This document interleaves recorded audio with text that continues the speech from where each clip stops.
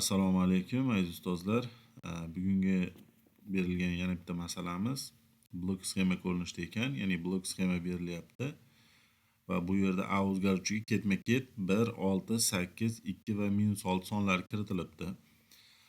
Algoritm bajarilgandan keyin natijani toping deyapti. Demak, biz buni ko'rib chiqamiz. A ning qiymatlarini mana bu yerga yozib qo'yamiz. Demak, ayimiz 1 olgandagi qiymati, 6 olgandagi qiymati, 8 olgandagi qiymati, 2 olgandagi qiymati va -6 olgandagi qiymatlarini ko'rib chiqamiz. Demak, blok sxema bizda qanday ishlaydi? Agar dastlabki holatda 1 ni berar ekanmiz, chunki shartda shunday deyapti. Boshlanish, algoritm boshlandi. Keyingi blokka strelka orqali o'tiladi. Bu yerda s barobar 0, ya'ni s ga 0 ni o'zlashtiryapti. Undan keyingi blokka tushganda a ga 0 ni o'zlashtiryapti. Demak, s qiymatimiz yig'indi bo'lganligi uchun unga 0 ni o'zlashtirib oldi. A ga 0, dastlabki holatda 0 qiymatni berdi.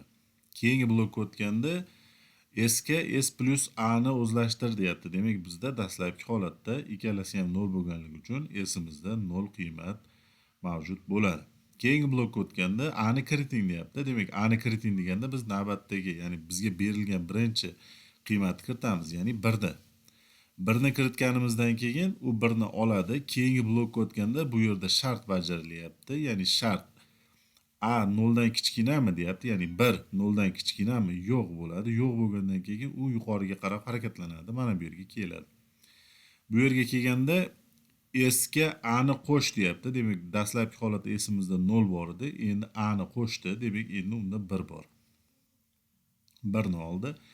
Keyingi blokka tushganda, keyingi blokda endi biz navbatdagi qiymatni beramiz, ya'ni 6 ni beramiz. 6 ni oladi. Keyingi shartni tekshirish blokiga tushadi. Bu yerda 6 0 dan kichkinami deydi.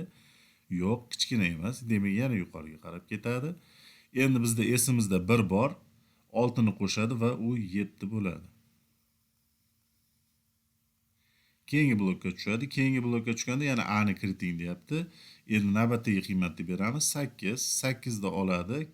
Shartni tekshirish blokiga tushadi. 8 0 dan kichkinami deydi. Yo'q, yana yuqoriga chiqadi. Va yig'indiga 8 ni qo'shadi. 7 ga 8 ni qo'shadigan bo'lsak, 15. Pastga tushadi. A ni yana kiriting deyapti. A ga 2 qiymat kiritamiz. 2 ni kelib solishtiradi. 0 dan kichkina emas, yana yuqoriga chiqadi va yig'indiga qo'shadi 2 ni. Bu 17 bo'ladi. Ana endi 17 bo'lgandan keyin mana bu yerda 17 ni oldi u. Keyingi blokka tushganda a ni kiriting deyapti. A'imiz endi oxirgi qiymatimiz bizda -6. -6 ni kiritgandan keyin shartni tekshiring deydi. Ya'ni -6 0 dan kichkinami? Ha. Ha ga o'tgandan keyin bizga s ni chop eting deyapti. Bizda s'imiz 17 edi. Demak, ekranga 17 qiymat chiqadi.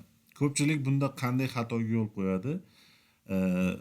Birinchi qiymatga ikkinchi qiymat har doim qo'shilib ketyapti deb o'ylaydi. Ya'ni mana birinchi takrorlashda s da 1 edi, 6 ni qo'shib 7 qildi, 7 ga 8 ni qo'shib 15 qildi. Xuddi shu jarayonda oxirigacha olib kelib 17 ga -6 ni qo'shib 11 qilib javobni belgilab qo'yishi ham mumkin. Bu xato bo'ladi. Shunga e'tibor berasizlar. E'tiborlaringiz uchun rahmat. Xayr, sog' bo'ling.